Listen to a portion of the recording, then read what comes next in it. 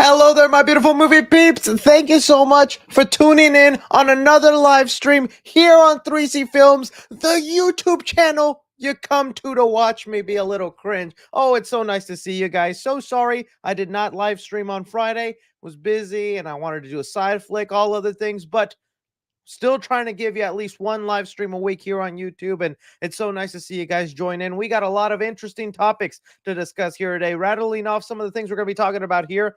I'm going to be telling you guys about the Tron 3 title that's been revealed, and there's some backlash on that. We got the first look at the Michael Jackson biopic. The voice for Shadow the Hedgehog possibly revealed. Can we trust it? Is it real? This just went live before I went live myself. They're reporting a rated R animated Spider-Man movie. We've got lots to dive into here today. So, as always, let's start things off with saying hi to my beautiful fans. Zaddy, Chris Hall, thank you so much. Gary, you make me feel so loved. Hello, Devin. Yo, hi, 3C. Father 3C. Oh, we live. Yo, what's that? I'm just going to go out random. Hi, brother. Oh, well, hello. My brother actually is named Kevin. I wonder if it's actually you. Hello, Kevin. All right. What's up, AMC? What okay? We Cinemark in this house, man. What up? What up? So good to see you guys, man. I love y'all. I love y'all. Nice to see your faces here. You know, let's just talk a bit before we get into these things, man. It's so nice having y'all join me on here. What can I talk about here? I gotta Coke Zero off to the side. Let me pop that open so things don't get awkward. If you got a question, throw it in there before we start. Trying to go sugar free. I even got me over here. I'm trying New Year's resolution. I'm trying, guys, just to show you I'm still going. I'm trying to give up sugar. So I got these protein Reese's peanut butter cups. You know, doesn't taste half bad. Pretty good. You know, that wasn't sponsored. I'm just letting you get a little into my life. Let you know I'm not an AI or an NPC. I do things. I try. Hopefully you guys are doing good on your New Year's resolutions. Haven't given up yet. You know, well, let's see what's going on. I love Chucky. Well, I love Chucky too. Oh. If you could live in any franchise, what franchise would it be? That's a pretty good question just to get things going off the icebreaker. If there's any franchise I could live in. See, like some people would want to say like the MCU, right? But you could just have the exact same life in the MCU. Like I could still be a YouTuber in the MCU, and instead of talking about movie news, maybe I talk about Iron Man sightings or like, oh, did you see this Captain Marvel? That lady only comes when she wants to on Earth. Get her out of here. So what would I like to be? Oh, geez, so many franchises. I've no horror movies, right? Because then I could never go camping if I was in Friday the 13th. I love sleeping. I can't be in the Nightmare on Elm Street universe. Now, in the Chucky universe, I could possibly go into a doll body and make sweet love to a Tiffany doll. I'm not taking any more viewer questions. That went off the rails. All right, let's start off. That's how we start things off here at 3C. So let me see. What could I start things off here? I had it in order. Let's go off with this Anaconda report. Okay, so as you guys know, maybe you saw it a long time ago. Anaconda. There was an Anaconda movie a long time ago with Ice Cube and Jennifer Lopez. It's really cheesy, really bad. There's some CGI Anaconda in there that's dumb, but it's one of those like you remember how fun they were kind of movies. They were entertaining, and I think they ended up making 3 or 4. How many of those? Let's see. It showed me at top. There was Anaconda 1, 3, 4. Okay, they made at least 4 of those movies. But the first one was like cheesy fun. I kind of like those movies where you're off in some location, whether it's a lion, like that Idris Elba movie we saw, Beast, where it's just humans versus a big animal. Anaconda was one of them. It was a lot of fun. And we had been hearing for a while that they're thinking about doing a reboot. And well, thanks to Bloody Disgusting, it looks like we know what the plot will be. Let me just see here. See if I can get that article popped up for you guys. All right, Anaconda. You know, Anaconda was almost famously added on to that Nicki Minaj song. Oh no, that's not Nicki Minaj. That's Busta Rhymes. But Nicki Minaj, my Anaconda don't, my Anaconda don't. I'd love to explain what that song meant, but you know, we have young children in here, and I am a family channel. Bloody Disgusting. Spelled that all wrong. Okay, here we go. The return of the Anaconda franchise reportedly taking a meta approach. So we have here what the plot is. And I got to tell you, this kind of caught me off guard when I read it. So it says here that an actor is not attached and nothing is official and anything could change, Snyder says, the source of this, saying Anaconda is going to be a meta movie. And from what I understand, it'll be something close to this. Now, this isn't the actual logline, but this is what he heard. It's going to involve an actor or actors playing loose fictional versions of themselves who go off to make an Anaconda movie, and all hell breaks loose. So you could almost think of it like Tropic Thunder, but with Anaconda. So they're going to make an Anaconda movie. They're going to film it in a real location, not use CGI or the volume, apparently, which already there, not very realistic to Hollywood now, is it? They go to the jungle and they're like, yeah, we're just going to start filming it here. We'll CGI in the Anaconda later. Boom, bada bing, a real Anaconda is there.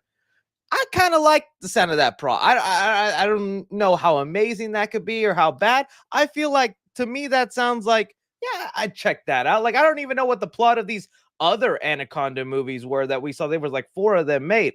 You know, my thing is, how meta will they go with it? Will it be something, will they pretend like these events actually happened in the universe? Like maybe this Anaconda movie is a famous event within that world. Like this guy Ice Cube and Jennifer Lopez, real people in there. They were attacked by this Anaconda once. Let's remake that into a movie in this universe. And so we get a Jennifer Lopez lookalike, an Ice Cube lookalike. I don't know. Even Bloody Disgusting here was having fun with it, saying, you know, calling it Anaconda New Nightmare, because that's kind of what the plot was for the Nightmare on Elm Street movie that Wes Craven eventually directed, in New Nightmare, where they bring back all the actors from the Nightmare on Elm Street movies, but they're playing themselves, the actors who were in them, and Freddy Krueger's real and attacking them. So, you know what? I think this could be good. I think this could be fine. I just have to wait and see who they cast. Like I said, have a special place for that original Anaconda, but right now, not too thrilled about this one. But that plot does sound interesting there. Okay. Let's see what we could talk about here next. Everybody just wants to get onto the Shadow stuff, but man, I don't know how y'all want to just talk about the Shadow voice acting, because I don't know if you're gonna love what I have to say. Okay, so let's go. Let's talk about then this Tron situation, because this was kind of wild. So, you know, all right, let's bring it up. Tron. Okay. So we got official photo yesterday from Disney that they have started filming Tron 3.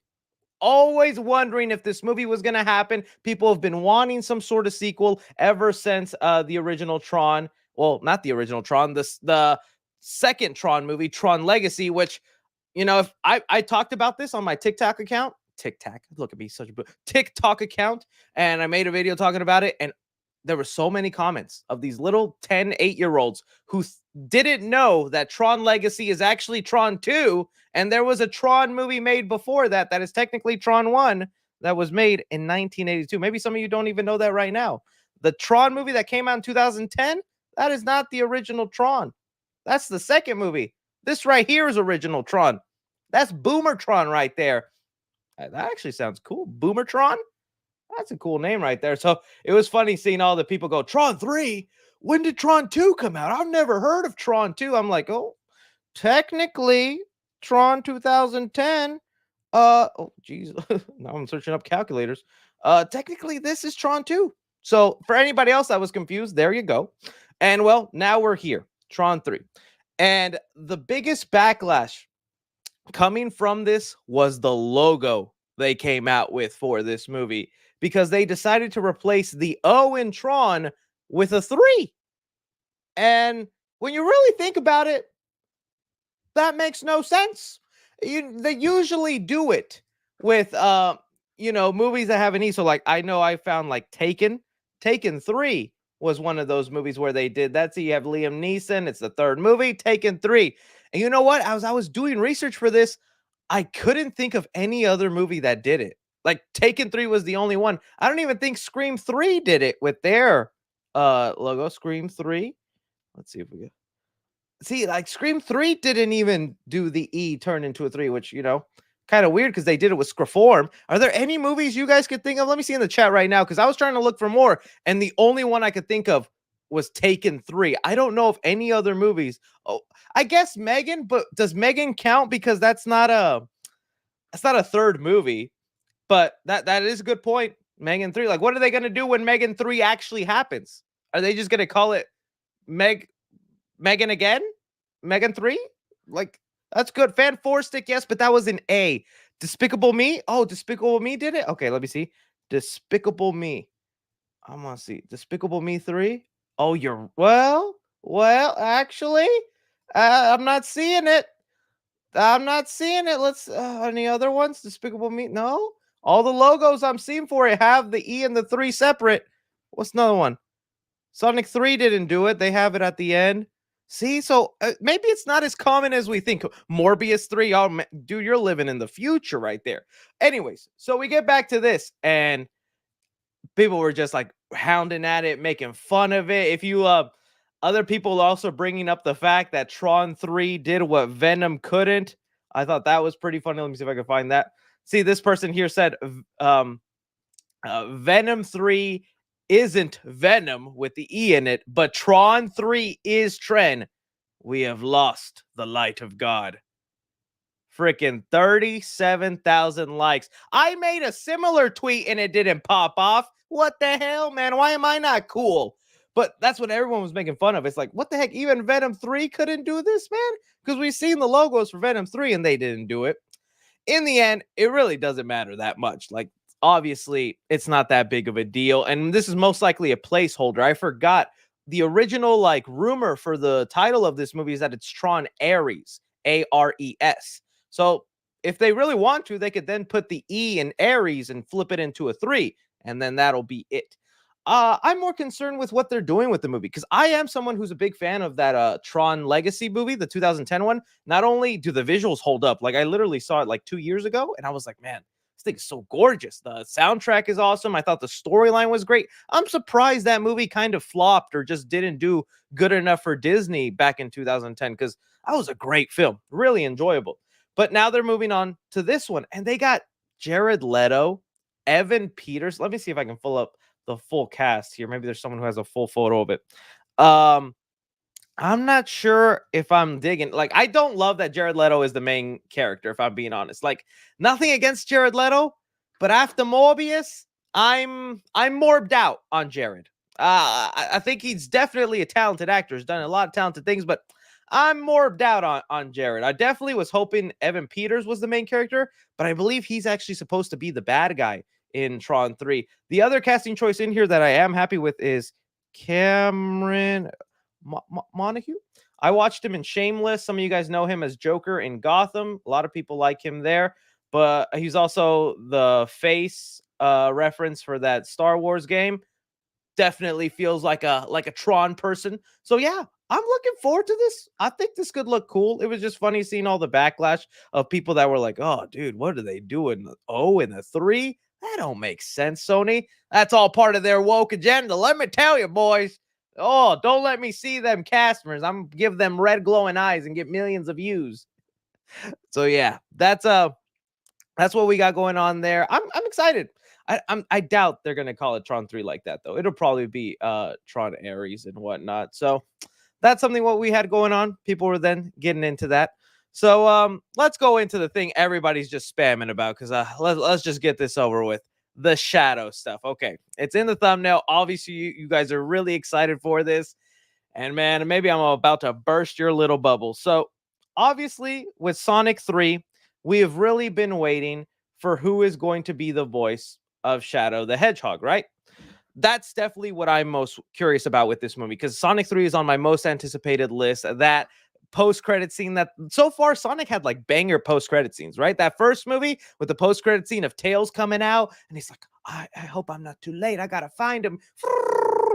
Great post-credit scene. Second Sonic movie comes out. I really enjoyed it. I thought they meshed together the video game elements and the human weird elements together really well. And then seeing Shadow in the post-credits, I was like, yes, baby. Is he gonna have a gun? There's rumors this one might be PG-13 because there was reports that in Sweden it was already marked PG-12. So maybe if you transfer that over to US, it'll be PG-13. Whatever. The biggest thing I think a lot of us are wondering is who is voicing Shadow the Hedgehog. Idris Elba did a great job as Knuckles, and that was someone we didn't expect. I remember back in the Knuckle days, everybody wanted The Rock. And I'm like, it's not going to happen. The Rock is too expensive. Not going to happen. Well, out of nowhere, we had an account reveal to us who the voice is going to be. So let's look at that here. And that was this account right here that said, Hayden Christensen is rumored to be the voice of Shadow in Sonic 3. And this right here is patient zero. This is where the rumor that you're seeing all over Facebook, YouTube, TikTok, even me talking about it right now, it all originated from this account, Physical Media President. And I'm going to tell you right now, guys, sadly, not a reliable source. This person is not a scooper that I know of. I have not followed them or seen if they have a reliable track record. They obviously seem to keep up with physical media news because they have a decent following, which is great for them. And I don't want to call them liars, but they have no source. They're not saying where they got this from. They call it a rumor themselves when I'm like, you're the one putting it out there. So I don't want to dampen anybody's excitement here, but right now, on a scale of 1 to 10 on how much I believe this rumor, I'm at a 4. I'm at a 4. Now, putting that aside, and let's say out of some reason, Physical Media President actually can see the future or got some inside information, and Hayden Christensen actually is going to be playing Shadow the Hedgehog, living in that fantasy. Let me tell you guys, I love that choice. I think Hayden Christensen would be an awesome choice to voice Shadow the Hedgehog. So if you didn't know that name right away, because I saw a lot of people in the Sonic community going, who? Hayden, who? Who's that guy? I'm like, oh, come on. I'm a casual Star Wars guy, and I know this. I mainly know him from Jumper. You remember that movie? Why didn't they make 3 of those? I love Jumper. Jumper was a great movie. Check it out if you haven't already. But dude, he's got it in him. This voice for Shadow the Hedgehog, some of the best casting choices are always the ones you never expected. You know, I've already seen people throw out names like Keanu Reeves, maybe John Bernthal, again, The Rock. And I'm like, yeah, those would be good. I could see them. But it's people like when you hear this where you're like, oh, like when Aaron Taylor Johnson was cast as Kraven, it's like, oh, didn't expect that, but that's probably pretty good. Movie could be a different thing. Heath Ledger, when he became the Joker, you're like, that's unexpected, but boy, knocked it out of the park. This could be a knockout of the park right here. And I feel like this is also within the reality of their budget. Because as big as Sonic fans as we are, we think they have all the Hollywood money in the world. They still have to spend their money wisely on talent versus what the movie's going to have in itself. And that's why I was like, they're never going to put The Rock in this movie. The Rock is way out of their price range. Keanu Reeves, I think, might be out of their price range with the John Wick movies and how popular he is. Might be out of his price range. Hayden Christensen is definitely in that sweet spot of a person who is very popular, very well known, but I don't think his price tag is that high because he's only really done Star Wars stuff. He's not doing anything else. So I don't think he's that expensive to get. And again, that's not an offense to Hayden Christensen. That's just me giving some reliability of like, this might be real because I could see that happening. The other reason I love it is because as his role in Anakin Skywalker, he perfectly plays that dual role that I think you would want in Shadow the Hedgehog, right? Anakin went from being the good Boy Scout, loving guy, charming, nice, to then turning. You turned her against me. I have the high ground. When he gets angry, that's going to be great. And Shadow definitely needs to have that sort of range. Whoever the actor is that becomes Shadow, he needs to have that because he is someone that tiptoes that line of hero to villain, anti-hero, whatever you want to do. He's got a messed up backstory if they go with that backstory. Hayden Christensen could easily pull off that nice attitude and then switch it to being mean, angry, fighting against Sonic and his friends. I think it would be epic. So, yes, I am of the side of the people who are like, yes, please let this be true. But I unfortunately just want to say to you guys right now, the source putting this out there and everyone spreading it, not reliable. Like I said, I don't think it's going to end up happening, but man, it's such a good choice. It's rumored that Sonic might be one of those trailers that they reveal at the Super Bowl this year. I'm planning to do a video tomorrow about all the rumored Super Bowls, so look forward to that. We do that every year. We talk about the possible Super Bowl trailers. That would be a perfect time to then reveal who Shadow is, right? You have the trailer, little snippets, and then at the very end, Shadow comes out, says 2 words, and then says blank as Shadow. That'd be a good way to reveal it. Super Bowl time would be perfect. So I don't know. I'm seeing right now a lot of people loving Hayden Christensen for Shadow. They think he'd be perfect for it. They think he'd be great. I'm trying to see any other names that people would want. Okay, now this is wild. Cat Williams as Shadow. Sonic. I can't do a Cat Williams impression. He's got a real nasally voice. I like Cat Williams' comedy, but I don't think he could pull off Shadow. Uh, I think Sonic 3 is still filming. Yeah, it probably is still filming, but that doesn't really matter because they don't need the actors on set to do the voices. They could finish filming the movie, get it all done, and then they could go hire the voice and then have him dub over the Shadow lines. I mean, there's probably just someone on set reading Shadow's lines to the actors, and then later they'll come back and pull them in. I got to be thinking that they have who they want, though. There's been plenty of time for them to think about it. John Cena?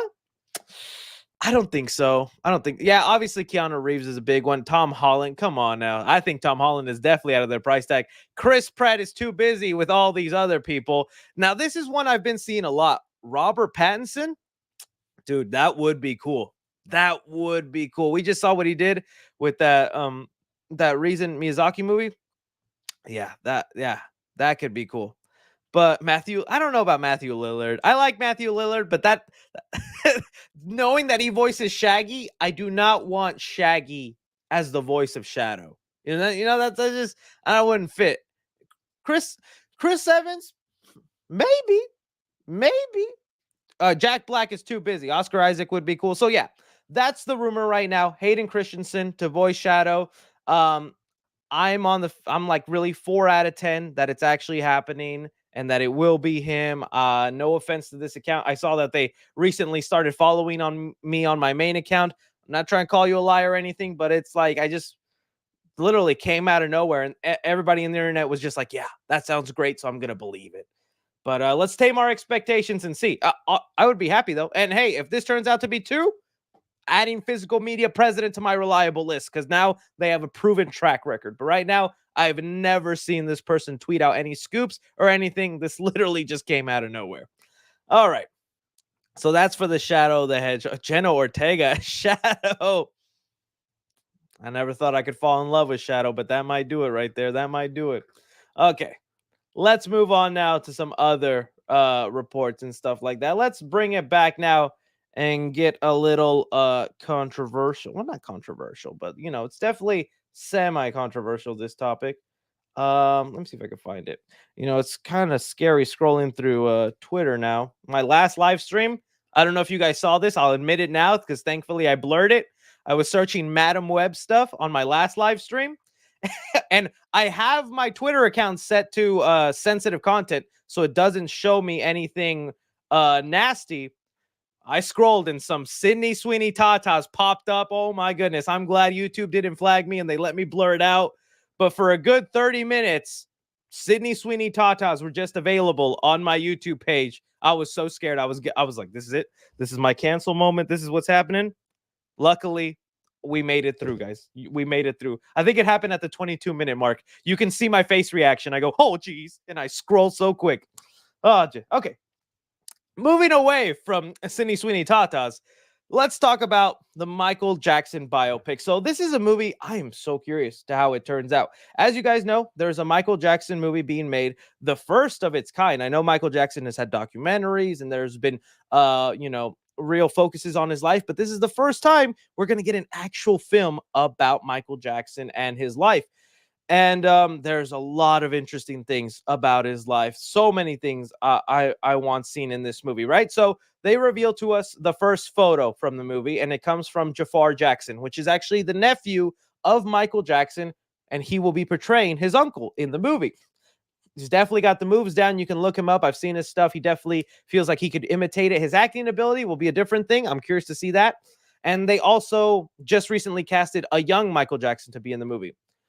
Now, again, I am curious how they're going to tackle this because the family is the ones behind it. So it's Michael Jackson's family that approved it and are making this movie. So that to me already told me it's going to be a very polished, very clean look at his life. And Michael Jackson's life was not always looked at as clean.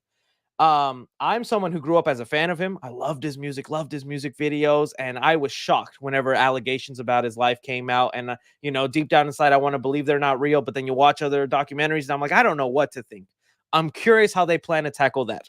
I'm also curious how they handle the child abuse, because it was famously said Michael Jackson was beaten a lot as a kid. That's one of the reasons he became so perfect and at the best, is because he would be practicing while his dad, Jermaine Jackson, was holding a belt, watching him be like, you do that step wrong. Pasa, pasa, pasa.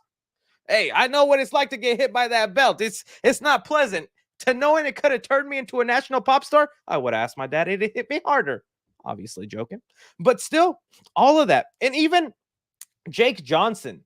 Let me see if I can pull it up here. Jake Johnson brought up a whole different story on Michael Jackson that I never heard of before. Let me see if I can pop it up. Bubbles. Let me see. Would it have made the news? Jackson Johnson. No, Jake Johnson. My bad. You guys know who Jake Johnson is. I'll just pull up here. Maybe I'm spelling his name wrong. I'm spelling it Jack Johnson. My bad. You guys can look this up. I don't want to get copy striked on it. But Jake Johnson was doing an interview recently. I guess he's promoting a movie. And he said his dream movie is to make a movie about Bubbles. If you don't know who Bubbles is, Bubbles was the chimp that Michael Jackson owned. Michael Jackson owned a chimp named Bubbles, had him for his whole life and everything. And apparently, like, there's a real tragic backstory involved with Bubbles, that he went from a sweet, innocent chimp, friend of Michael. Then that chimp got older, started getting violent, was biting people, hurting people, and they had to give it away. And the monkey had depression. It tried killing himself. And now Bubbles is still alive to this day, this monkey that Michael Jackson owned. And just hearing Jake Johnson explain this story, I'm like, Jake, I hope you get to make this movie, because this sounds crazy. And that's exactly what I mean. If you look into Michael Jackson's life, there are so many little weird stories exactly like this that I'm like, how are they going to tackle this? Like the Neverland situation, Michael Jackson had that theme park, which I'm like, shoot, if I was a kid, I would have loved to have gone. Neverland. Like, how are they going to explain that? Michael Jackson had a whole theme park you could go and visit, spend time at his house and whatnot. Bro had his own theme park. Like, that's crazy. How are they going to handle that? He was also like a very art. He was a big art collector. Like, just so many random stories about Michael Jackson that I'm like, this movie's going to be insane. I just hope they tackle some of the serious stuff and how they'll go through with it. But yeah, a lot of people, since obviously Michael Jackson's very famous, wanted me to touch upon this first look photo. I'm going to see that trailer, and I'm going to be curious about the movie. I'm just so many things to talk about with that. So yeah, there's your first look at the Michael Jackson movie. Let's move on to something a little less crazy here. So you guys might have seen that Indiana Jones had its first game trailer released, and I got my thoughts. So I'm just going to have it play it off here in the background. I think I'm going to down, because I'll probably get struck with that beautiful Indiana Jones theme. Dun, dun, dun, dun, dun. So we have heard about this for a while. Lucasfilm partnered up with Microsoft and Xbox, and they're going to be making their own Indiana Jones video game. I want to say I like the graphics of it. I think this definitely looks good enough. I know some people want like ungodly graphics, but this shot right here we're about to get of Harrison Ford, it's coming up. It's almost here. I think is like dead on, looks really good. Like, that's great. Sure, it's a cutscene and not really, in-game graphics, but that's undeniably Harrison Ford. It's good as it's get. I'm sure some people want it so much more polished, and I'm sure they also use that little face scan they did from the latest Indiana Jones movie. So that looked good. And then we get on to the gameplay of the footage, which is what I was really curious to see. And it revealed that the game is in first person. And that's where I was like, I'm not big on first person games. I think like the only actual first person games I play is sometimes Call of Duty. Tony Todd in here, though, that's really awesome. He just voiced Venom in the most recent Spider-Man 2 game. Cool to see him in here as sort of a villain.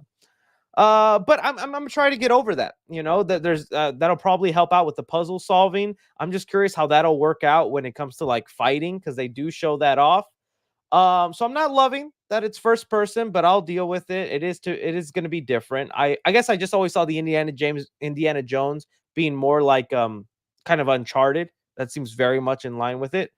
But to me, this better make up for whatever freaking, what was it called? The last movie, Dial of Destiny. So disappointed with Dial of Destiny. I really wanted to love that movie and be a great outing for Indiana Jones.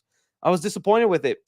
This video game gives me the outlet for a brand new movie and adventure I never knew Indy had. And they could do so many things with it. Also, Harrison Ford isn't the voice of Indiana Jones in the game, and I think the person voicing him, which I think is Troy Parker, I believe is the voice actor's name. I think he sounds good enough to be Indiana Jones. See, like that looks kind of fun, just punching people. Now, also, I'm a PlayStation user. I'm a PlayStation guy. I've never played an Xbox, and I'm also not techie enough to have my own PC built. I don't know if this game is like looking big enough where I want to buy a whole new console and then play it just for this. I think Xbox has other games coming up, but yeah, for me it's like I don't think this is enough for me to like go out and get it. So I did like it though. I did like it. Seeing a lot of you guys talk about it. Baker, sorry, Baker. Sorry, Troy Baker. My bad. But yeah, he seems great in it. And I think it'll look fun. I don't know. We'll see. I know Xbox definitely needs some wins though. Because Xbox hasn't always been putting out, I think, things. I think it's like pretty much said PlayStation is winning the console race right now. And you know, we'll see. We'll see. I think like Microsoft is working on a new Call of Duty and all that, supposed to be turning things around. We'll see if that does it. Oh yeah, Blade also, right? Blade is possibly going to be an Xbox. I guess maybe it is time I just go Xbox, because there are enough games coming out where it's like, I guess I gotta do it. I guess I gotta do it. How is it woke, buddy? Listen to your name. You're not that guy. You're not that guy. But yeah. It says here he's Joker also, the voice actor. He's Joker, Jonesy from Fortnite, and a bunch of other people. Oh, Jonesy from Fortnite. That's cool. Dude can really mesh his voice, man. Sometimes you forget voice actors can actually change their voice and do something great. Yeah, that's good right there. So that was my thoughts on the Indiana Jones video game. I know some of y'all wanted my thoughts on it. So yeah, I think it does look promising. Not enough for me to buy an Xbox, but a lot of you guys pointed out there's some good Xbox games coming up, Blade and all the other stuff. Might just need to have it. Might just need to have it. All right. Let's see what else I got here in the agenda for you guys. I'll save the R-rated Spider-Man talk for the end because that's pretty exciting.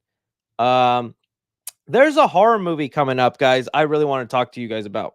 There's a movie called In a Violent Nature. It's a horror movie, and I am loving the sound of this. So let me see if I can pull it out. Okay, let me see if I can get the actual. Okay, here's the poster for it. Let the computer load. Please don't tell me that's the quality of that poster. That looks terrible. Okay, looks like that is the quality of it. Let me pull it up on another screen real quick. All right, so we have this movie called In a Violent Nature. It's going to be coming out this year, and it's a slasher movie. Right now, it's premiering at Sundance, so a bunch of people are getting to see it. And dude, it's going on my most anticipated list for horror movies. It sounds like a lot of fun. So basically, the premise of this movie, let me see if I can pull up now, back to that. It says here that it's a lot like Friday the 13th.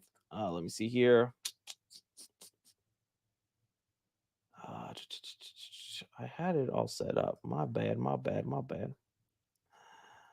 Okay. The horror movie tracks a ravenous zombie creature as it makes its way through the secluded forest. So basically, it's going to be inspired by like Friday the 13th. So you have this monster guy, and there's like a locket that a bunch of campers find or something. They get it out, it resurrects his body, and now he's on a rampage to get that locket back at no cost.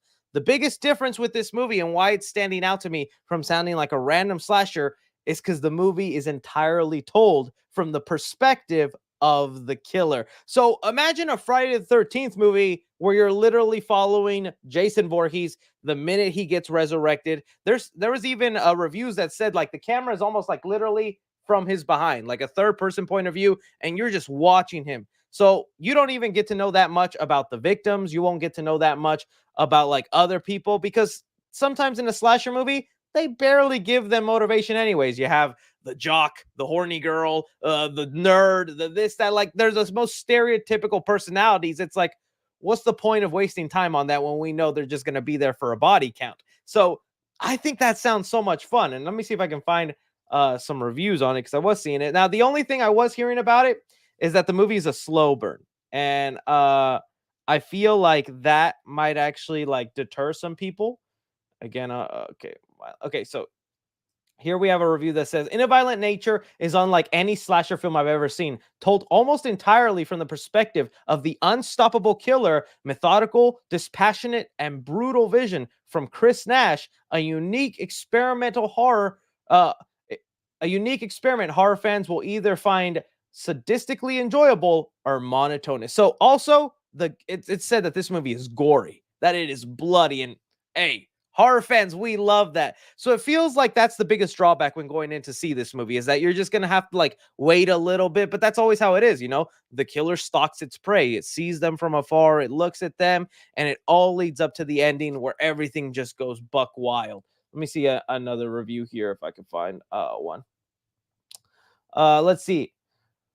As a slow lumbering as its killer, The Violent Nature is a unique slasher film's reversal, mostly shot from behind the back perspective of the killer. This is an extremely slow burn that does eventually reward genre fans with some brutal gore and creative kills.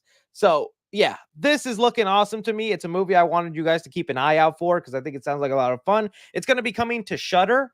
So it'll go straight to streaming. It's not going to theaters, which is fine. Shudder is like a good place for it. Let me see if I can see the exact release date for it, or maybe they just haven't given one yet. It usually says here.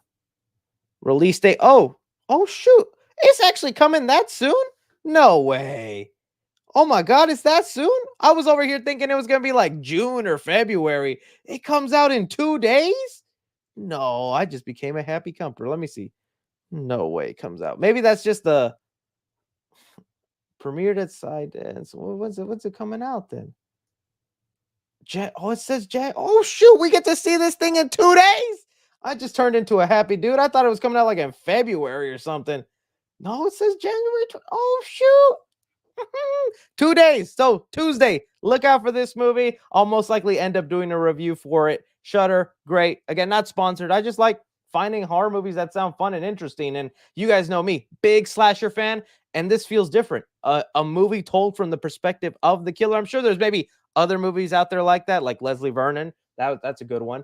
But this one feels like, what if it was a Friday 13th, but you get to see it from the perspective of Jason? So yeah, keep an eye out. Oh, that's Monday. Sorry, Monday. My bad. I'm over here thinking it's Sunday already.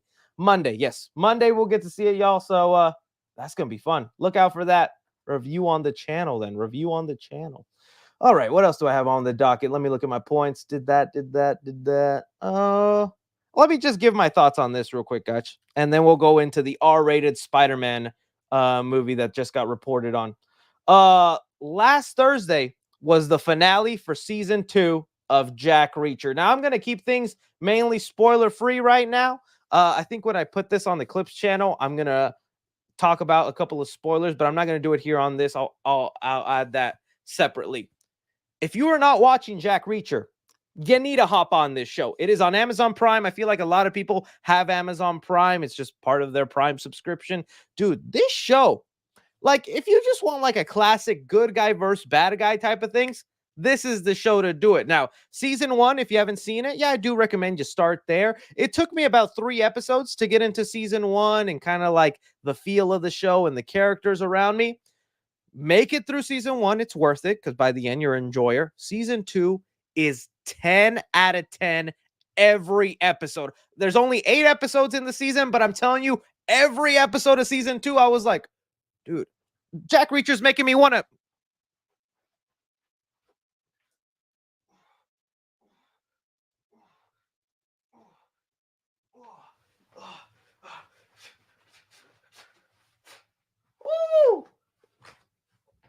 That's just what happens when you see Jack Reacher, okay? This show makes you feel like, oh, dude, I'm gonna be a man. I'm gonna be just like Reacher. Alan Richardson is so good in this role. I'm out of breath right now and I'm trying to hide it. Okay, it's going down. Coke Zero for energy. Okay. No, but this show is really cool. So the villain of season 2 is actually the villain from let me see if he pops up here. Catching my breath. He's let me see if he has it. He's the villain from Terminator 2. And the show is like so action based. He was also the dad in freaking Peacemaker. But even like in episode 1, they make a reference to it. Like Jack Reacher goes to a hotel and he like signs in as Sarah Connor, and they tell the bad guy on the phone, they're like, hey, they're in the hotel, they're Sarah Connor. And he's like, is that supposed to mean something to me? So that was pretty cool. But anyways, this season, Jack Reacher is teaming up with his old squad from the army. They're back together, and he's noticing people from his base are dying one by one over something, and they have to get together and find out. I was skeptical about bringing in other people because it already took me one season to like Jack Reacher and Alan Richardson, and he's the best, dude. This is like Captain America on steroids, which is kind of weird to say because Captain America is just kind of on that super serum steroids, but he's like Captain America with that Boy Scout spirit, but he's not afraid to punch you out, lock you down. And that was a lot of fun. And so throughout the course of the episode, you easily grow to like the rest of the crew. Each one of them has a cool thing they add on. There's also, love triangle. Jack Reacher's got to sleep around. You know how he is. But I thought it was a really great show. I thought there was some cool twists and turns. It's just like almost watching an 80s, 90s action movie in the format of a TV show. There's tons of fight scenes, lots of like gun action of people going up, explosions. I feel like sometimes the plot of the Jack Reacher show is a little like because it's like, oh, terrorists need these bombs and they have special chips. It's like, okay, that's not that interesting, but the way they go about it really is. I think it's worth watching here. And yeah, man, like I just really liked it. There's been a lot of conversations now of Alan Richardson. People want him to be the freaking Batman of the DCU. My friend says that every time after every episode, and he does act like Batman a couple of times. There's like one scene this season where he's taking down a bunch of bad guys and he's like lurking in the shadows. And a guy this size, you're like, dude, how does he sneak around? This guy's huge. But he would be cool as Batman. I just think he's too obvious. Yeah, like he's jacked up. I just don't think he has like, I don't know. Because I feel like there needs to be some like big acting range. But then again, I forget that Alan Richardson, he was, I don't know how many of you guys seen this show, but I had no idea he was the guy from Blue Mountain State. Dude, this is Alan Richardson. And that made me go, yo, maybe this guy does have the acting range, because this guy was a lunatic, crazy Stifler American Pie type character. And now to see him go full Captain America army boy here, I was like, what? So anyways, guys, I think season 2 of Jack Reacher is peak television. It's definitely going to end up on like my favorite TV show of the year. It's pretty simple, fun, cool. I think, like I said, it just gets you like in the actiony mood. If you're someone who's missed the 80s, 90s, check out Jack Reacher. It's definitely worth it. All right. So that was my thoughts on Jack Reacher season 2. Let's talk about this Spider-Man animated movie. Okay. So I saw, well, it actually, so the source of it is coming from Can We Get Toast? They're the ones behind it, which they have actually proven themselves pretty reliable. They might do stuff like where, you have to like subscribe to their Instagram or pay them or some stuff. But when they scoop and when they reveal things, 8 out of 10 times I've seen them get it right. Just like with any scooper, there's stuff they've gotten wrong. But Can We Get Toast has gotten a reliable track record, right? So I was seeing other people's is it let's see here, the streamer. I'm trying to look for the account. Okay.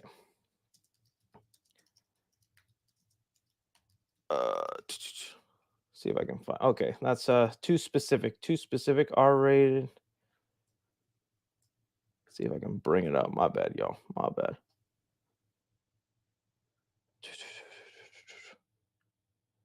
I know it's here someone. Give me 2 seconds, guys. I hate when I can't find it, but that's what happens when I get on my backup account.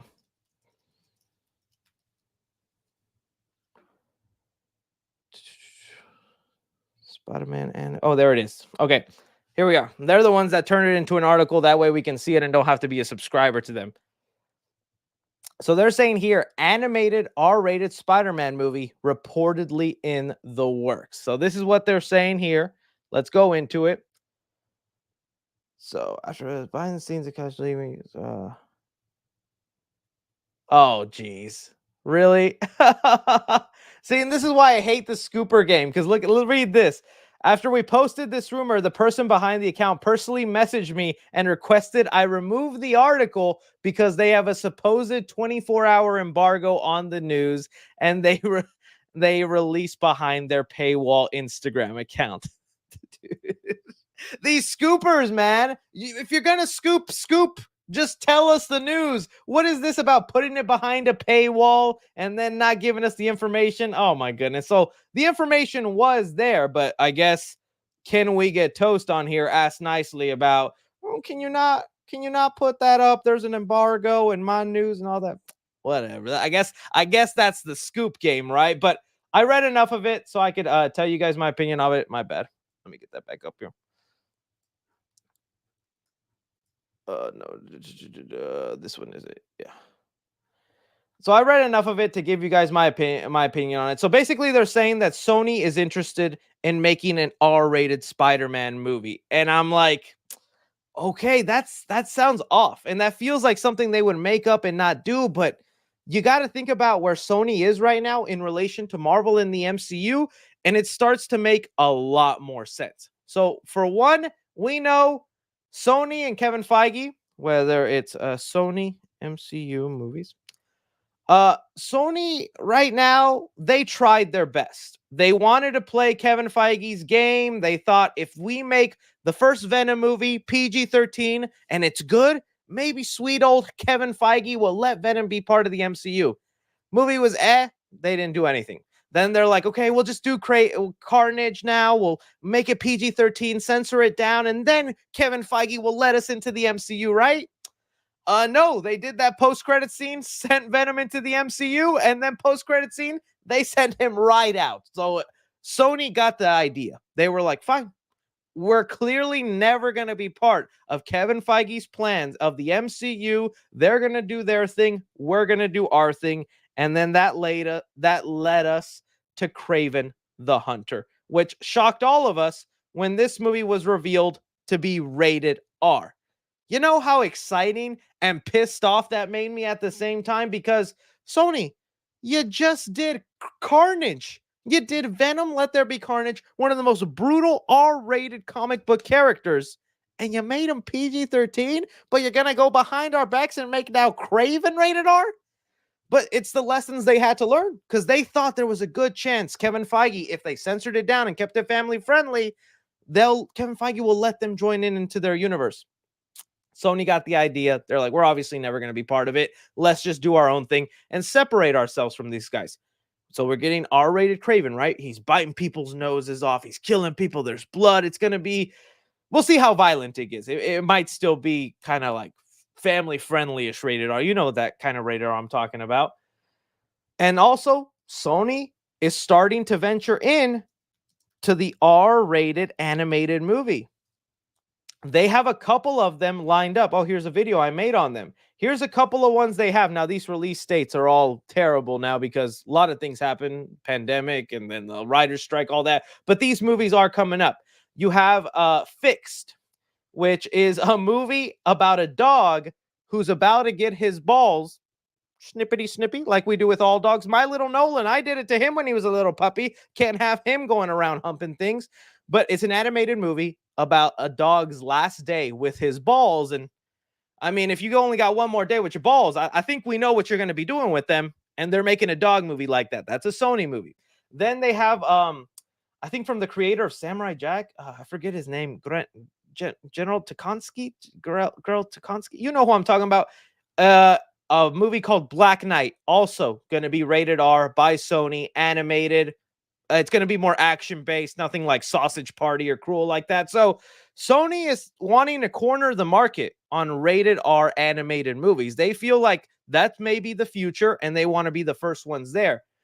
Now, going back to this story, I don't think Gendy, yeah, there we go. Thank you so much. I can never pronounce it.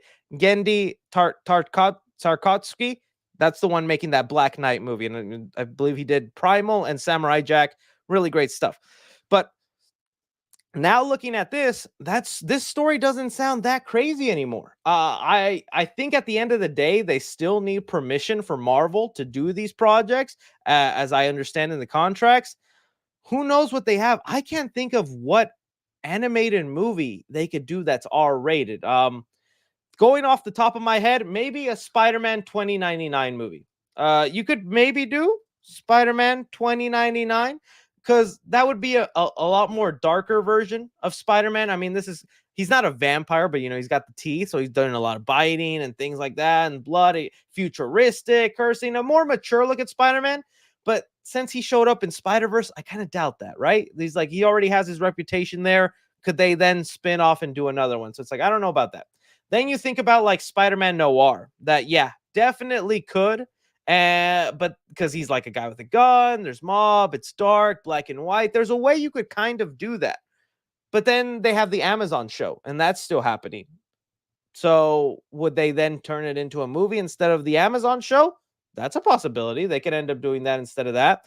I'm trying to think. That'd be a great option right there. Superior Spider-Man story. Superior Spider-Man could end up working on R. I don't know how much though you would need it, because I feel like you could do Superior Spider-Man PG-13. Like that's where Doc Ock takes over Peter Parker's body and ends up becoming Spider-Man and whatnot. I got to be honest with you guys. I know people love this storyline. I'm never a big fan of that idea. It always sounded weird to me, but I wouldn't mind seeing it adapted. Maybe I just need to read on it more, but it always sounded like a weird storyline to me. Kraven's Last Hunt, yes, but I'm like, they already have a live action Kraven. How would then they do that into an animated movie? Symbiote Spider-Man? I feel like Sony is like tapped out on symbiote Spider-Man because we have obviously the Tobey Maguire one. We just did it in Spider-Man 2. They're about to do the symbiote storyline with Tom Holland in one of the upcoming movies because the post-credit scene of No Way Home was the little symbiote Juju sticking behind. So would they then do that?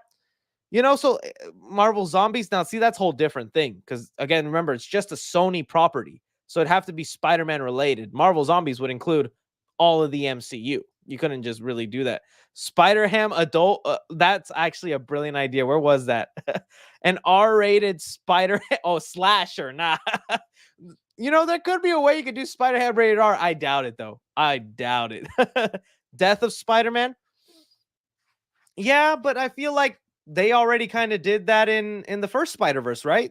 That's exactly, well, not exactly, but that's pretty similar how the Ultimate storyline went down with Chris Pine Spider-Man dying off screen. So I don't know. Your guess is as good as mine on where exactly they could take it. But at first, looking at this story, you flinch and go, rated R animated Spider-Man movie. That's so clickbait. That's dumb.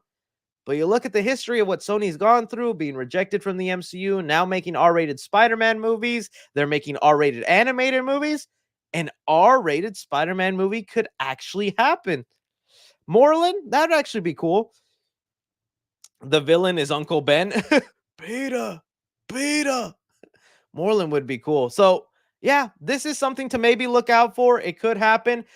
We know that the Spider-Verse creators have said they only want to make 3 Spider-Verse movies and then they're done. So Beyond the Spider-Verse is the end. I doubt they're going to want to make another one with how hard and difficult those movies are to make, how long they take to animate, and the story that goes into them. I'm thinking this is just their plan after Spider-Verse. They're like, once Beyond the Spider-Verse comes out, give it a few years, and we're jumping into this R-rated movie. J. Jonah Jameson, R-rated? Now we're talking, dude.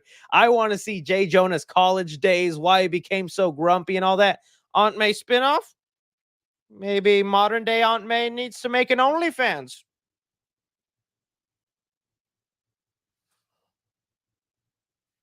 Sony, take notes. Just saying. Or you know what? That they could maybe just go back and do Venom R-rated. That could work. Yeah, do an R-rated Venom animated. This probably could end up being so much better than what they have planned right now. R-rated Black Cat. Now that would be seductive. That would be crazy. So yeah, we'll see, guys. But that's something in the works. I saw it pop up. Hopefully, I explained to you guys why I think it is feasible and possible. But let's keep an eye out, man. Let's keep an eye out to what that could be. All right, my movie peeps. So now that we've gotten all the major topics out of the way, it is just time for you to delegate and determine where the rest of this live stream goes. You could talk about anything movie related. If you have a personal question, I'll answer it as long as it's not too crazy. But yeah, let me start off with a couple of just the regular chat, and then I'm gonna go into the super chat because I do want to pay attention to some of my regular movie peeps in there.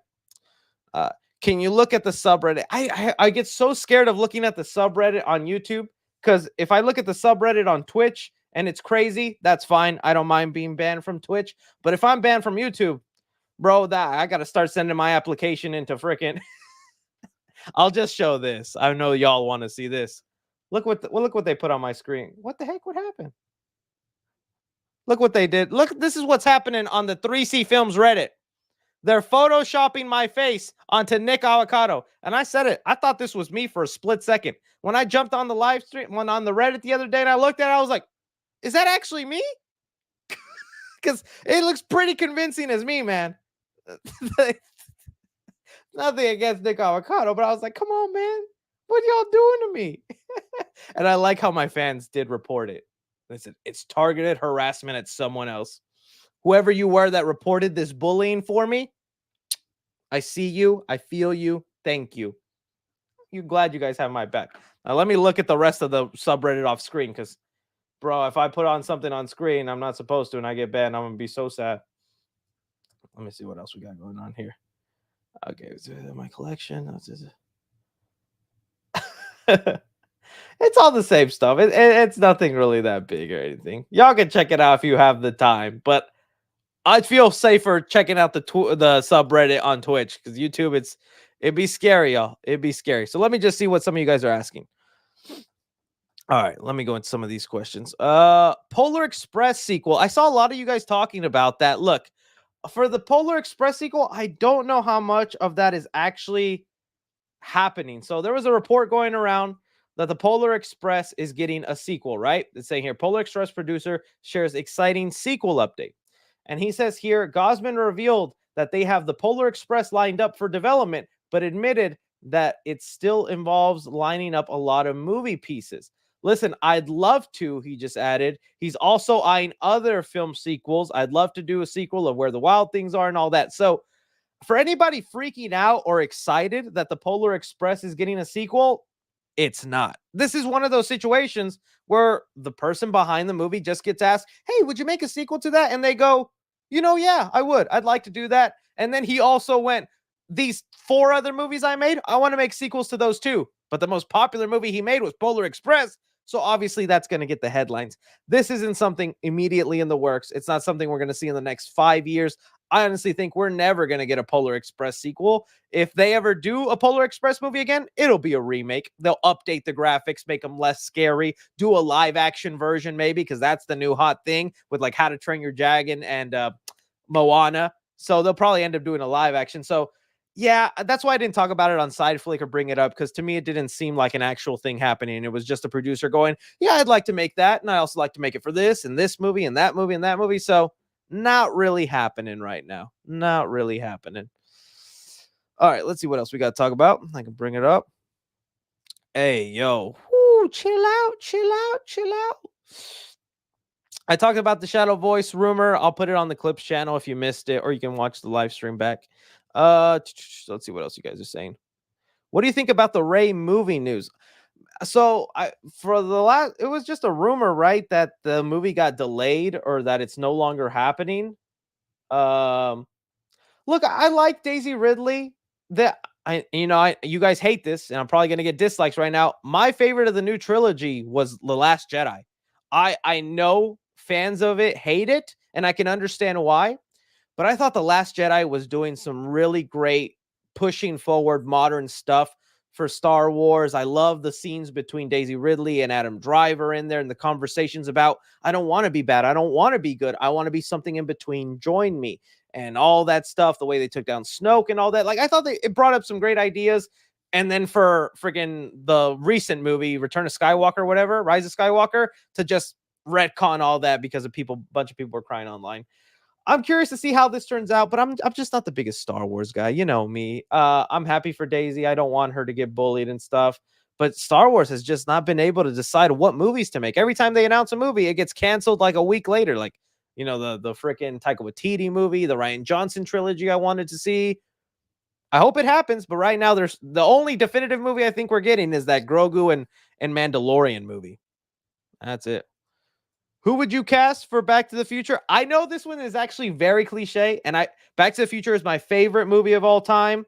I've said this. I love that trilogy. I love that movie. I could watch it endlessly forever and ever. I know they're never going to make a fourth movie and all that. The only way they reboot it is the current rights owner, which is Robert Zemeckis and other people, if they die and their grandchildren allow it, which probably will happen in like 30, 40 years. If it was made today, yeah, I would love Tom Holland. I know that's so cliche, but you got Tom Holland just screams Marty McFly energy. You put him in there, modernize it a bit. I would love it. I would just love to see another Back to the Future. I love that world, but it probably wouldn't be great as much as I would love it to be. All right, let me get into some of these super chatty chats. All right, been watching since Child's Play 2019. Woo! Love you guys, man. If you've been watching since Child's Play 2019, you the real MVPs. If my channel would not be here without that, man. So yeah, thank you. I appreciate it. Wish we got a sequel to that movie. Amazon right now holds the rights to the first movie. I'm waiting for the day they announce they make a Child's Play movie on Amazon Prime because they're the ones that have the rights right now since they bought MGM. All right, let's see here. Get oiled up. I'll be over in 30 minutes.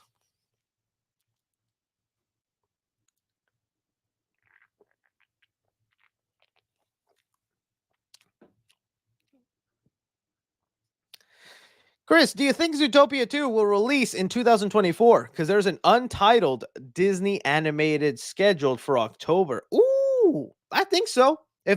I saw the calendar you're talking about. I know what you mean. I hope so. I like that for Zootopia. I thought it was so fun in the world they created. I'm kind of down to see what they do for the sequel and how much more they expand it, what other animals we follow. I just think it was so fun seeing how other little animals lived within this world and whatnot. Hopefully the story's good. Yeah, that could most likely be the case for it. Other than that, I don't know. Because a lot of the Disney original movies right now have just been, they haven't been doing that great, box office wise, or even just with people in general. Just like with that last movie, what was it? Spirit? Was it Spirit or something? Wish. Sorry, Wish. So yeah, I hope so. I hope so. If you could pick one horror movie, which one would you live in? Oh, to live in?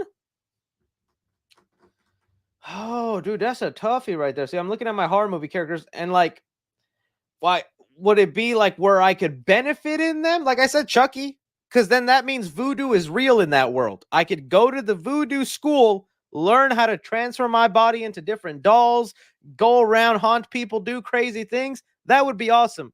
I just hope don't run into Charles Lee Ray or Tiffany, right? I would not want to be in Nightmare on Elm Street because I like sleeping. Scream, it could literally just be me being me. Like I don't know. Someone coming after me as Ghostface would be terrible, but it could just literally be me being me. That's the real world. Michael Myers, that would be terrible, dude. Michael Myers will F you up. Texas Chainsaw, I just got to stay away from the suburbs of Texas, and I'm good. Freaking Friday 13th, I don't like camping anyways. I'm not going to camp. Art the Clown Terrifier, never catch me in that universe, dude. You saw what that guy did to that one girl in the bedroom and salt and all that? No. He's even Santa Claus now in the sequel. I don't want it. So I don't know. That my choice would be Child's Play universe because then at least I could learn voodoo since it's real. Matthew Lillard wanted to do a 3 Scooby-Doo movie. Oh yeah, I'm sure they all did, man. I would love another Scooby-Doo movie, but it's just not going to happen. I'm still waiting for when they do another live action. That's got to be coming. Scooby-Doo is such a popular brand and out there, and Zaslav's always talking about, milking their most popular brands. When are you going to touch Scooby-Doo? I know you want to touch Scooby-Doo. I want to touch Scooby-Doo. Don't take that out of context, okay? Jeez. But yeah, Scooby-Doo 3 would have been awesome. They're going to make a live action one soon. If not, release that Scooby-Doo Holiday Haunt movie where it's like the movie's supposed to be like a pump named Scooby-Doo. I wish we got that. All right. Did you see the photos of Deadpool 3 set? Confirms rumors. Oh, I don't know what rumors it confirms, other than that there'll be Deadpool variants in the movie. That was kind of expected. But yeah, I did see them. I don't want to show them off out of respect to Ryan Reynolds because he's like, please don't spread any more leaks. I showed off that promo image, which I'm like, that's going to be a promo image. That's going to be an image that they slap on posters, t shirts at Walmart. I thought it was safe to show that off early. But yeah, there's been set photos. I guess I'll just describe them to you. It was just like a sexy looking Ryan Reynolds with long hair as Deadpool. And it's like, oh, that's pretty funny. I wonder what that could mean.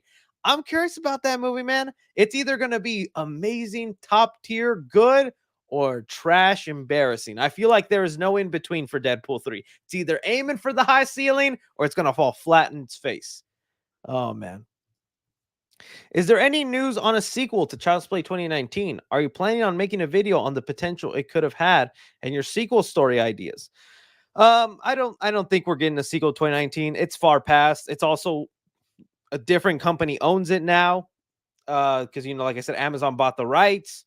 But MGM, they got to be looking at all their. There was like an article that popped up a long time ago that MGM is going to make like a RoboCop TV series, do something else with whatever properties they own. They must see that they own the rights to Child's Play, Chucky, and they could technically do something with it, but they haven't. I'm just curious also what Don Mancini is going to do with Chucky after season 3, because I think season 3 is going to be the last season. I don't know any inside information on that or anything like that. It's just rule of thumb what's been happening in the industry after season 3. Shows just get too expensive and whatnot. And if the viewership is anything like the views on my reviews for the episodes, it's obviously gone down. And even more with this split season and the writer's strike, I'm thinking season 3 is the last of the new Chucky TV series. So, Chucky's either headed for another movie straight to DVD, or it's time to reboot OG Chucky and bring back Charles Lee Ray. We'll see. We'll see, my friends. But no, sadly, 2019 movie is dead. But it was a fun time. We'll always remember it. Sonic, it's over, Shadow. Give up. Sonic, it's over, Shadow. Give up, Shadow. You underestimate my power. Dude, I hope it happens, dude. He would be so great for it. He would be so great. Have you seen The Has Been Hotel? It's really fun, very hilarious, and songs are catchy. Highly recommend. Is this that movie that everyone's been talking about lately? Has Been Hotel. Let me see. Oh, no, the animated show. I have not seen it, but I have heard good things about it. I saw people talking about it. This new animated adult show. I think it's about Lilith. I think is her name, right? Or no, the daughter of Lucifer. They're in hell. It's overcrowded, and they got to figure out a way to guess uncrowded. Yeah, I'd be willing to check it out. What was it on Prime? I'll pop it in. I like adult comedy shows like that. The Ted Show is really good too. All right. Great casting, but no clue why the fan base took the baseless rumor and ran with it. Loving the streams. Oh, thank you so much, Speed Supersonic. If you guys need your exclusive Sonic news and only Sonic stuff, check out his channel. He does great stuff on there. But yeah, I was surprised too, man. Like literally that account came out of nowhere. I would understand if it was one of the other scoopers that has a track record of some stuff right or some stuff wrong. But this account literally just like had no history. And he was like, Aiden Christensen is Shadow. And we were like, where'd you hear this from? And he's like, just believe me, dude. So we'll see, man. It's going to set some people up for disappointment when it turns out being Jake Johnson or something, although he would be funny as Shadow. It would be funny. I'm straight, but when I see you, I question it. I don't blame you, Jose Garcia. I question myself when I look at myself in the mirror too, my friend. Chris, do you think Sonic 3 will be dark enough to depict Shadow's full origin, including his childhood best friend being gunned down by a soldier? Hey, that's why I was believing the rumors that maybe Sonic 3 would be PG-13, because all the past 2 Sonic movies have just been PG, parental guidance, and they're still action-packed fun. But Shadow is on a little bit of a different level. He has that tragic backstory. He's got that human that he loved that got gunned down. Also, himself carries a gun sometimes, uses it on people. It's like, it would be cool. But then, there's also that rumor that Shadow might be getting his own spinoff. So if they just like touch the surface of his origin here, I could definitely see his spinoff movie going all the way back to its full origin, diving deeper into it, maybe getting a little bit more mature, not rated R or anything. It's still Sonic, and it's gonna be like PG-13 tops. And then the movie ends with like how we got cryogenically frozen into Sonic 3. So yeah, we'll see. We'll see, man. Brandon J just sends in support. Thank you so much, Brandon. Okay, here. Mod Elite says Bethesda is known for its first person, so it kind of makes sense why they're going for first person. And I'm not a fan of console wars. Oh, I understand. To me, it wasn't like, oh, I hate Xbox. Da, da, da. To me, it's just my whole life has been PlayStation. My first console ever was the PlayStation 1. Crash Bandicoot with my dad. I love Crash Bandicoot. Still play Crash Bandicoot games to this day, and that's all I ever played. From there was PlayStation 2. Then I got a PSP, a PS Vita, PS3, PS4. Now I'm on the PS5. My brother eventually had an Xbox, and I tried playing some Xbox games, but after years of just the PlayStation control, I was terrible with that Xbox control. So this isn't me on trashing Xbox players. I'm sure there's great things about it. It's just about me spending hundreds of dollars on something I'm unfamiliar with and only going to play one game so far. Just didn't seem worth it to me, but I get you, man. I get you. Xbox has the Blade game coming out also. Yeah, see, that's going to make it worth it as well. I think there's other stuff they're coming out with too, right? What other Xbox exclusive games they're coming out with? I remember there's a couple of others, especially since they bought, was it Activision or Blizzard? They bought some new company or whatever, and that was like, oh, they're going to make all their games exclusive to Xbox now, but we'll see. I love the Until Dawn game, but a movie doesn't make me that excited. But imagine a movie in the theater where your crowd can make decisions. Game changer for theaters. You know what? As crazy as that sounds, why not? That could be something right there, right? Like, we need to get to a future where going to the theater is like worth it, or there's something new you could do there that you can't do at home. Because every day that we get into the future, flat screen TVs, projectors, all this high-tech stuff that you see in the theater is getting cheaper, and you can have your very quality stay-at-home movie experience at home, right?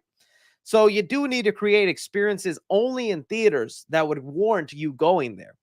And something like that could be interesting. But then I would also imagine that could go terribly fast. I mean, imagine the high schoolers who are buying tickets just to be trolls and like putting a TikTok video like, we voted the worst possibility for the Dawn movie. You know, who knows? But that's interesting though. Interesting concept. Alan Richardson for MCU Eddie Brock. I like that. He's definitely got the body for Eddie Brock. See, that would be a good Eddie Brock choice for me. I just think he's definitely way too old. I want an Eddie Brock similar to the age of Tom Holland. That age gap is a little too much for me. But hey, that could actually work, Any FNAF 2 news? As of right now, no. I could check in on my buddy Johnny Blocks. He's got all the FNAF stuff. I haven't seen him tweet anything recently. Let's see here. Johnny Blocks. Just behind the scene footage of the movie. Some U2s coming up for the movie. Yeah, that's about it. Doesn't look like there's any big news on it. I don't think we're going to get any until like October, probably. Maybe in the summer. Yeah. The R-rated Spider-Man movie could be Agent Venom. Ooh, now that's a great idea. Agent Venom as a movie could actually be really cool. I could see that being a great story. Eddie Brock enlisting, maybe he gets hurt in the army, mixing things up from the comic and stuff like that. The symbiote is the only thing that makes him whole. The missions he would go on, a little bit more deadly. Agent Venom is probably a great idea for rated R. Oh, the Prowler too? A solo Prowler movie? Maybe. Like the younger days, raising Miles, doing some of the dirty stuff he doesn't want to do. Yeah, that could work. Who would you want to play in the next? Who would you want to play the next Marty McFly? Like I said, Tom Holland. Tom Holland just radiate that energy that I would think from like a Marty McFly. Let me look up young male actors, and hopefully the FBI doesn't show up at my door. Young male actors. So what? They gave me a list of. Let's see here. Pull them up. I got Logan Lerman. I've missed Logan Lerman. I'm liking the Percy Jackson show on Disney Plus, but dude, I miss Logan Lerman. Where are you at, my boy? Who gives off Marty McFly energy? Will Poulter, kind of. Dylan O'Brien, yeah, a little bit. Who? Not Cole Sprouts, I'll tell you that. Timothy Chalamet, I liked you as Wonka, but no. Josh Hutcherson could kind of make a funny Marty McFly. He was in that show on Hulu called Future Man, which is funny for the first season, and then it just kind of goes off the rails the next season. So he kind of already played a Marty McFly-ish guy, just a bit more of a loser. Caleb McCon could be cool. Let's see here. Alex Wolf. Yeah, there's some people. There's some people in there. I don't know. I don't know. That to me, it just goes back to Tom Holland, but I guess it's just too obvious, right? Too obvious. Is it true Jake Paul is the bad guy in Creed 4? Dude, where did you hear that, my friend? No way. Jake Paul. Where did you hear that? No way is that real. I'm looking that up right now. Is in the no way. But I did hear no, it's not happening. But I remember the reason that might be coming up is because there was an idea thrown out there. I think I even mentioned it in my spoiler review that what if in the next Creed movie, because Creed is about not just like the boxers, but also what boxing looks like at that time, right? So if you go back to like Rocky Balboa, the movie where Sylvester Stallone was last in the ring, they put in a bad guy that was similar to Floyd Mayweather, right? He was supposed to represent the Floyd Mayweather type of character because he was rich, arrogant, mean, number one champion and stuff like that, like Floyd. So it'd be interesting in Creed 4 if they touch upon these influencer boxers that are everywhere, because boxing as a sport doesn't get the views it used to. Nowadays, Jake Paul versus KSI would get more views than like Canelo versus somebody else. Well, maybe I'm exaggerating that, but it's up there. It's getting scary up there where some influencer nobody match can get the level of views that professional boxers do. So it'd be interesting if they did a movie like that where like Creed is like, as a joke, fights an influencer, maybe he gets his butt whooped. And then it's like embarrassing because it's like, oh, this influencer just beat him. I don't know. Maybe it's not that great of a story, but I feel like it could be there. But as of right now, Jake Paul is not in Creed 4. Maybe as a cameo, because Canelo cameoed in Creed 3, right? He shows up there. So maybe in that form. Who's your favorite Robin? Mine's is Jason Todd. Oh, Dick Grayson. I love me the Dick.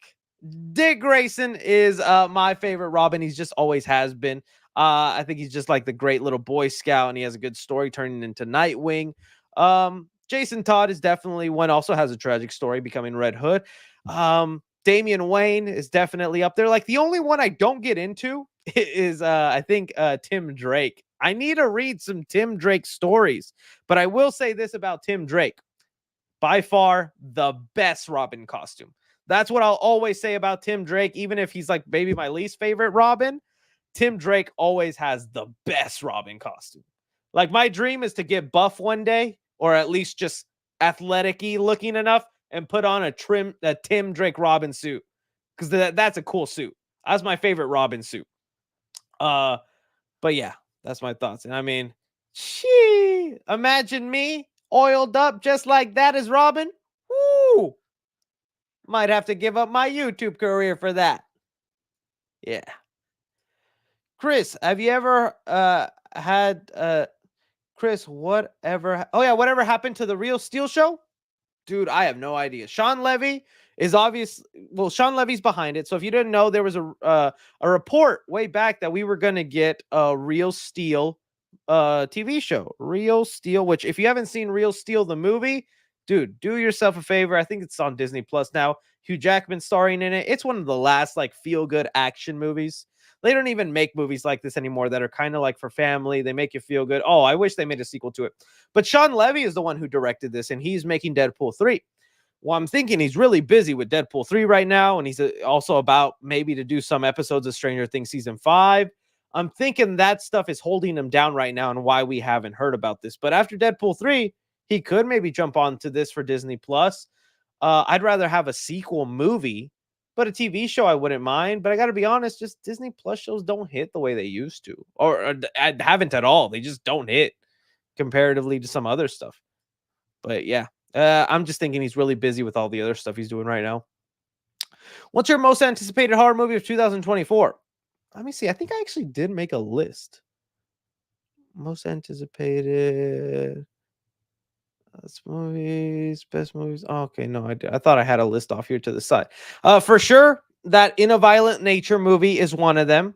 What's some other ones I have here? Alien Romulus, I'm counting because I know Fed Alvarez is going to turn aliens into a horror movie again with the xenomorphs and stuff like that. Saw X is up there for me. Uh, the Wolfman with freaking what's his name? Lee Winnell, because I love Lee Winnell and I think he's done nothing but great things. Terrifier 3, of course. A Quiet Place Day 1. I don't know if I'm that excited for The Strangers anymore. Like, I'm starting to get this gut feeling the movie's going to be very average and we're going to get a pretty kind of 3 movies. But I'm hoping I'm wrong. I'm hoping I'm wrong on that because I want to see that.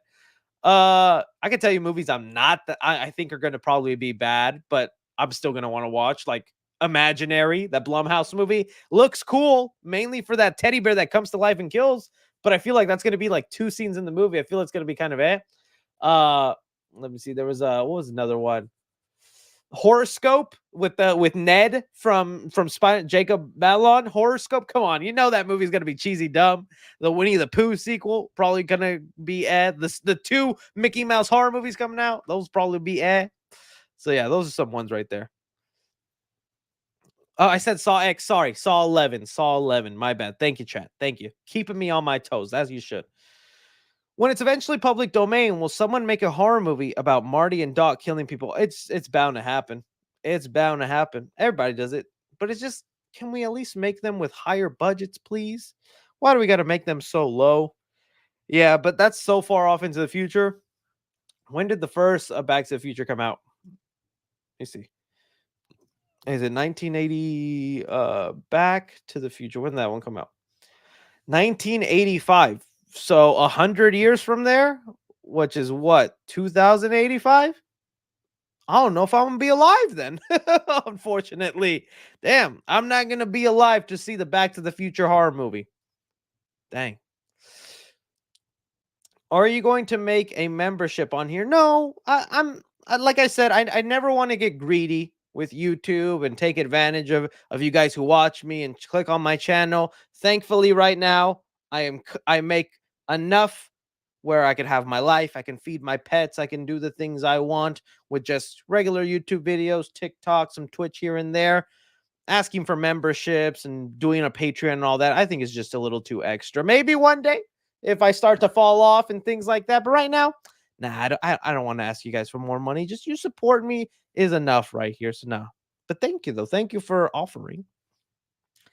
Have you caught Mean Girls, the new movie yet? No, I love that original Mean Girls. Like truly, I actually do. I think that first Mean Girls movie is so endlessly rewatchable and timeless. It's so quotable too. And I just I wasn't interested in watching a musical remake of it. And I've heard so many mixed things about it. It is good. It's not good. It is good. It's not good. So maybe one day I'll catch it on streaming. But right now, I still just love the original Mean Girls. Do you mind if I just reach out to you on Twitter? Yeah, reach out, Mulchy. Give me a good old reach around.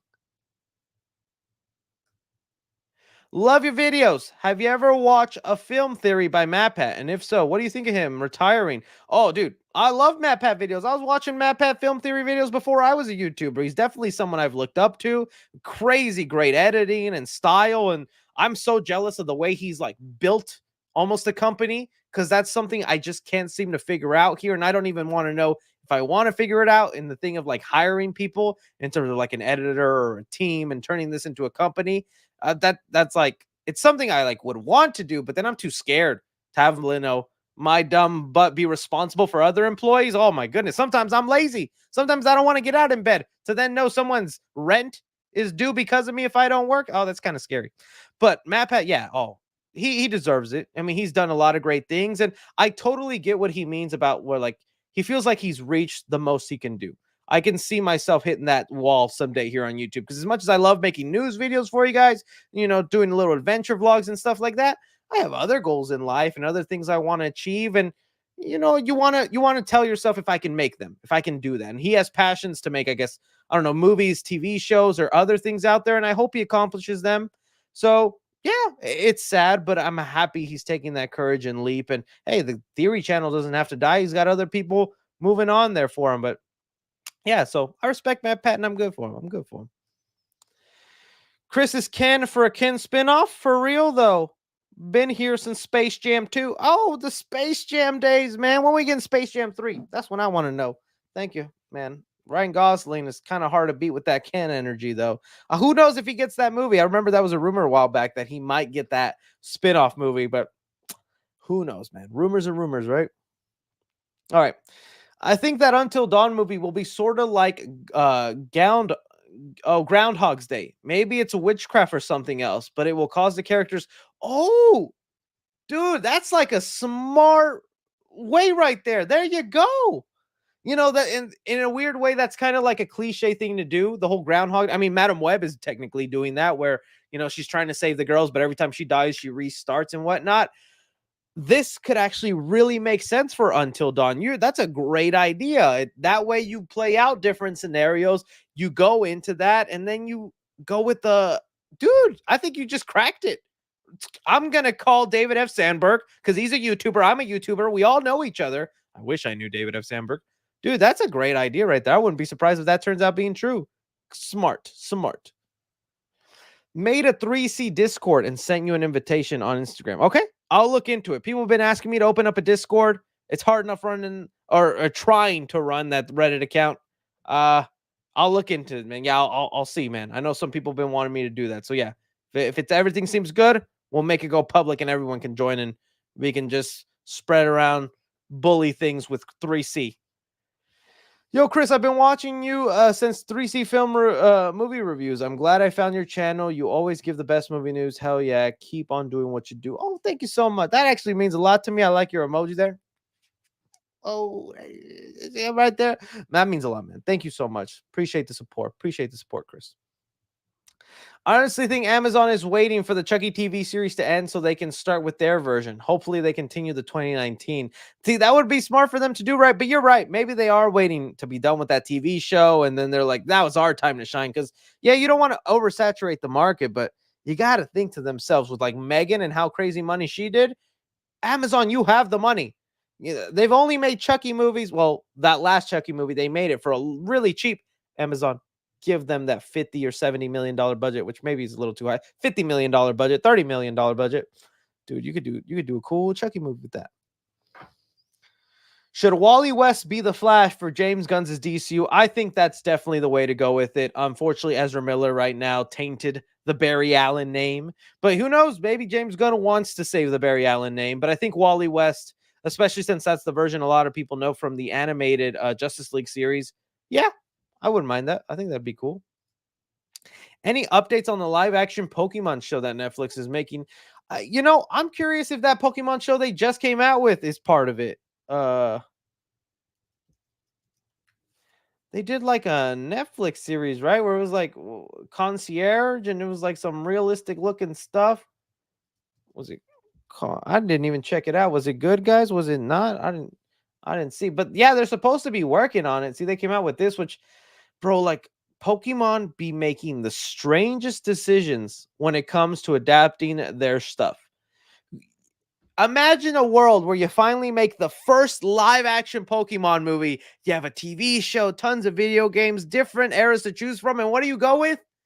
A Nintendo DS game where Pikachu is a detective. Huh? That's what they decided for the first live action movie, and they threw out Mewtwo and all this other stuff. You blew your load with the first movie, man. Like, what happened to Ash Ketchum and some of the classic characters and a simple storyline or a kid just trying to be a Pokemon trainer? You went with Detective Pikachu? Oh, don't get me wrong. I liked the movie. I enjoyed it, but again, you hear they're making a live action Pokemon show, and you go to see Netflix, what they came out with first, and it's Pokemon Concierge.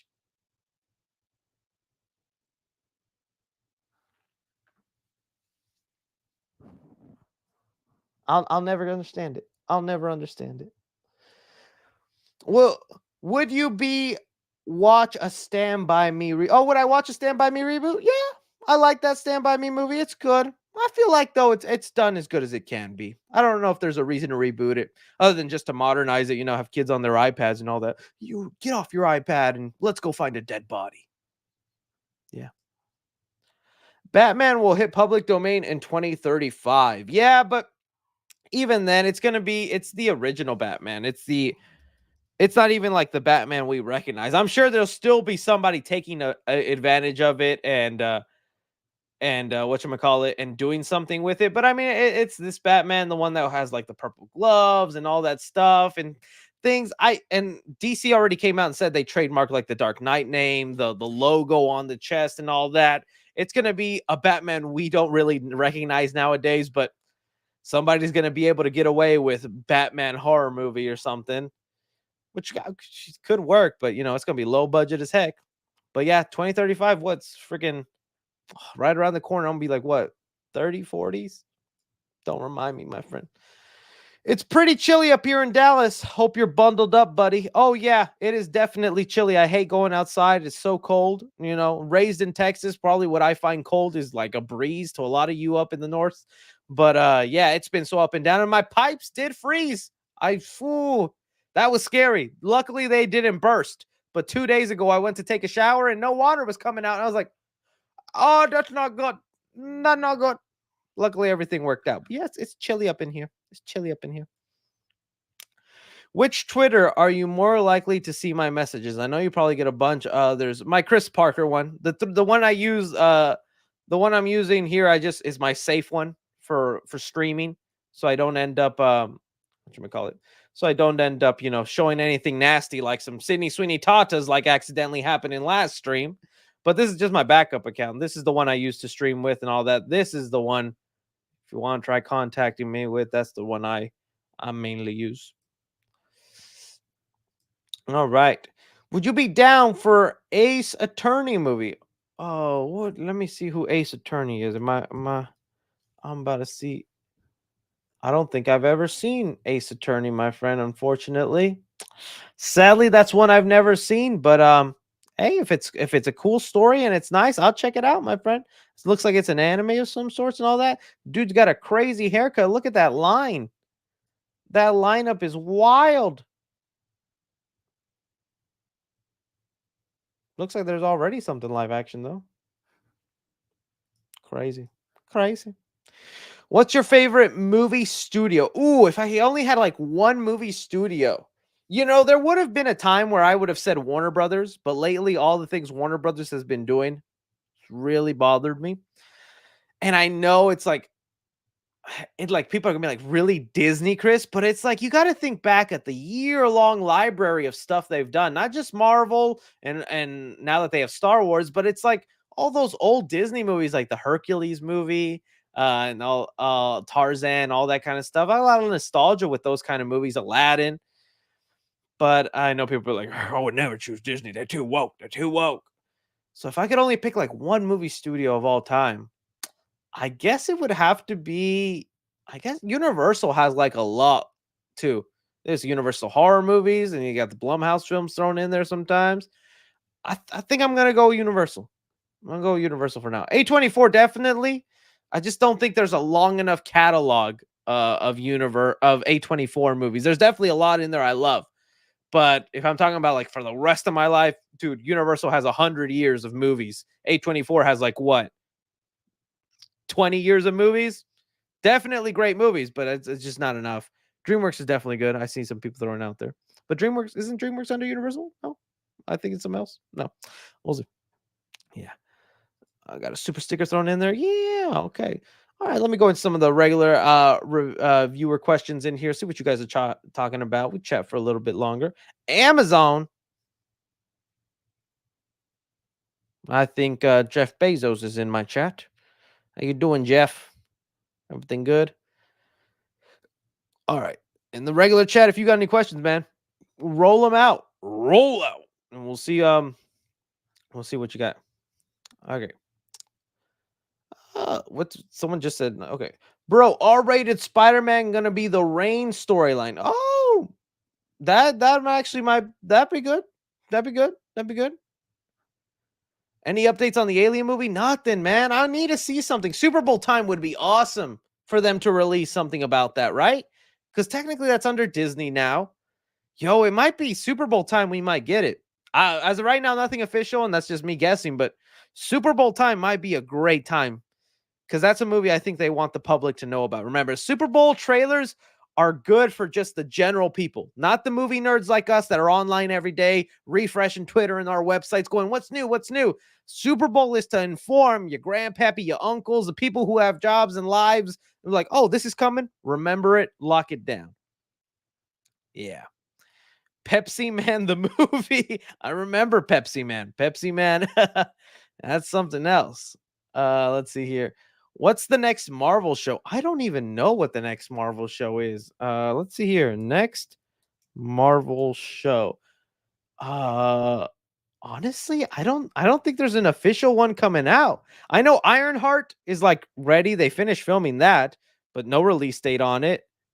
I don't. Oh, I guess X-Men 97. You're right. X-Men 97 and the animated stuff, Spider-Man freshman year, things like that. Those are really like, but live action. I don't even know, man.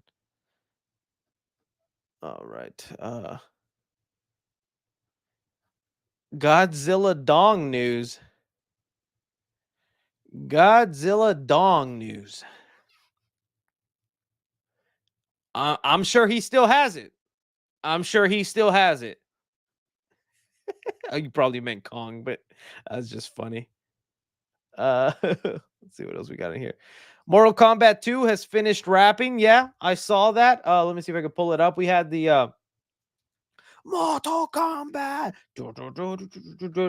Ted Gardner. Yeah, see, they finished wrapping apparently, so they're done. I'm sure we'll get news and first looks of everything by the end of the year. But yeah, man, they've been teasing a lot of good stuff. Todd Garner, he's the one to follow, the producer of the movie. Let me follow him on my this. Like, look at that. We get a look at freaking Johnny Cage's jacket, dude. Oh, dude, and you know that's from the video game. Johnny Cage, a blue jacket. Look at this. Look at that, dude. We're gonna get this freaking jacket in live action. A version of it, but dude, Carl Urban is gonna be wearing this jacket as Johnny Cage. I can't wait, man. That's so dope. Then they showed off he's gonna have his belt buckle too. You see, yeah, see, he's got that belt buckle. They even got the lines on it and all that. Yo, Carl, oi, oi, I ain't Johnny Cage. Oi, gonna put you out your misery. Not at all what Carl Urban's gonna sound like as Johnny Cage, but whatever. Photo teasing Quan Chi, all that. We have Shadow Man. Everybody knows Shadow Man. If you call yourself a Mortal Kombat fan and you don't know who Shadow Man is, not a real character. I made that up. All right. This is actually Shadow Man, guys. See, come on now, Jesus. So yeah, it's coming along, dude. It's great, and got Jade in there. Oh yeah, I can't wait for this movie. I know they're gonna knock it out of the park. It's so cool that we just have R-rated freaking Mortal Kombat. All right, let's see what else you guys are talking about here. Somebody said, "What happened to the Barbenheimer parody movie?" They're filming it. They're making it right now, and we won't see it till maybe the end of this year. You know, it's not gonna be great. By that time, no one's gonna remember Barbenheimer. Like, why would they do that? No one's gonna care about Barbenheimer, but yo, they did the movie. We'll see how that goes. Is all Andrew Garfield's Frankenstein hope lost? Yeah, unfortunately, Andrew Garfield's no longer gonna be Frankenstein. Jacob Elrodi, let me see if I can pull it up. He confirmed it. He confirmed he's playing freaking Frankenstein already. He said for Guillermo, who is the god of monsters, he's the kindest man, and he's so sincere. My dyslexia almost read that as he's so science. Oh man, what it's like to be me. I was like, he's so science. Oh, I guess because Frankenstein and science. Oh, he's sincere. He's sincere. Yeah. Okay. So yeah. Oh, dude, I like Jacob Elrodi. I don't want to give him crap, dude, but freaking knowing Andrew Garfield was almost Frankenstein, dude, that hurts my soul that it's not happening, dude. That hurts my soul. He's gonna do great in the role, though. He's gonna do great, but dude, I needed it to be freaking Andrew. Happy birthday, Chris. Today is not my birthday. February 6th is my birthday, but thank you. Thank you. All right. Reacher was originally a movie with Tom Cruise in it. Yeah, but Reacher was also a book series that was like in the 80s. So there's lifelong Reacher fans, and they're like 50, 60-year-old people. And they were pissed with that Tom Cruise movie. They hated Tom Cruise's Reacher. I've seen all the comments about it now. Yeah. But yeah, there was 2 Tom Cruise Reacher movies. They were okay. They were okay. Nothing special. The Reacher show is way better than those, though. Why y'all keep spamming happy birthday? It's not my birthday. It's not my birthday. All right. Let's see. Uh, Trying to get something. Oh, dude, the chat is going like crazy. Any TMNT news? Only TMNT news that we got is that they're like making a new comic series right now, but nothing on like the cartoon show or anything like that. Let me see some of these new super chats we got in. Are they ever going to reboot Back to the Future? No. Like the producers and everyone attached who owns the property, they said no, never. Not as long as we're alive. So literally, it's going to be after they die. And I know that sounds cruel and mean to say, but we see it happen all the time. The Wes Craven estate, he wasn't planning on making another Nightmare on Elm Street movie, but his estate now is, and we're hopefully going to be getting that. So honestly, we're not going to get some sort of Back to the Future movie again until like 30 years from now or something like that. Till the family passes away, and then it's up to the grandkids or those kids to make that decision. Do you think Andrew will come back, or is it all BS? If Andrew comes back, it's just for Secret Wars. It's just for the big team up movie, something like that. I do not want Andrew back for freaking Venom 3 or Madam Web and all of this Sony universe. Like Andrew is so much better than just to show up for that. He's such a talented actor too. Just give him his own Spider-Man 3 movie, man. Thoughts on how you want season 2 of The Last of Us to go? Non-news of the show. See, I don't think season 2 is going to adapt the second game right away. From like the interviews I was seeing, I'm pretty sure they're going to end up doing like an in-between storyline type of thing. Because there was a big time jump from the first game to Last of Us Part 2, where years went by. They were settled into the community. They were going through it, all that. I think season 2 might be about that in-between time. We'll get to see Abby doing her own thing, dealing with this, coming to terms with maybe getting revenge on the person who killed her dad, which was Joel, and then seeing I forget their names.